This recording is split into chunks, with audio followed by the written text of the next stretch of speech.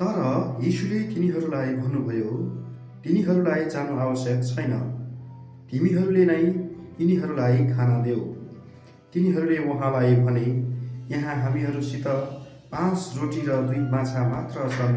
तर उहाँले भन्नुभयो, ती म कहाँ ल्याऊ।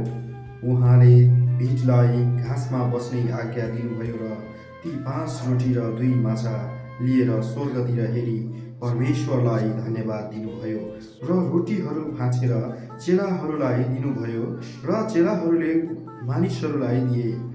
यी सबैले खाए, तृप्त भए र उफ्रेका टुक्राहरू तिनीहरूले बाह्र डाँडाभरि उठाए।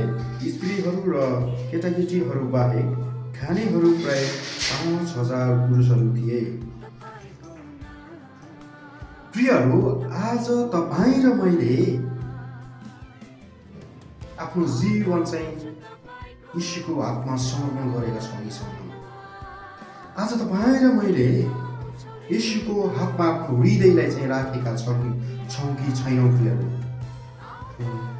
आज तपाईँ र मैले चाहिँ आफ्नो आत्मा चाहिँ यीशुको हातमा राखेका छौँ कि छैनौँ? प्रियहरू, जब 5वटा रोटी र 2वटा माछा यीशुको हातमा दिनुभयो, त्यहाँ 5,000 पुरुषहरू थिए अनि केटाकेटीहरू अनि स्त्रीहरू जम्मै मिलाएर समथिङ 7,000 देखि 8,000सम्म मानिसहरू होला नि। प्रियहरू, त्यहाँ 5,000 पुरुषहरू थिए र केटाकेटीहरू पनि थिए भनेर बाइबलले स्पष्ट भनेको छ।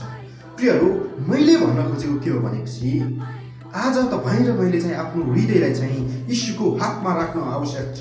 तपाईँ र मैले मेरो आफ्नो आत्मा चाहिँ यीशुको हातमा राख्नु आवश्यक छ। प्रियहरू, यदि तपाईँ र मैले चाहिँ आज हाम्रो आत्मा, हाम्रो हृदयलाई चाहिँ यीशुको हातमा आज हामीले राखेका छैनौँ भने प्रिय, काम छैन। जसरी यीशुको हातमा जाने बेला नै 5 रोटीलाई 5,000 पुरुषहरूले खानुभएको थियो। प्रियहरू, त्यो आशिष बगेर आएको छ। प्रियहरू, जब यीशुको नजिक तपाईँ जानुहुन्छ, जब यीशुको नजिकमा, जब यीशुको हातमा तपाईँ आफ्नो जीवनलाई समर्पण गर्नुहुन्छ, प्रियहरू, त्यो दिन तपाईँको जीवनमा चाहिँ त्यो आशिषहरू बगेर आउँछ।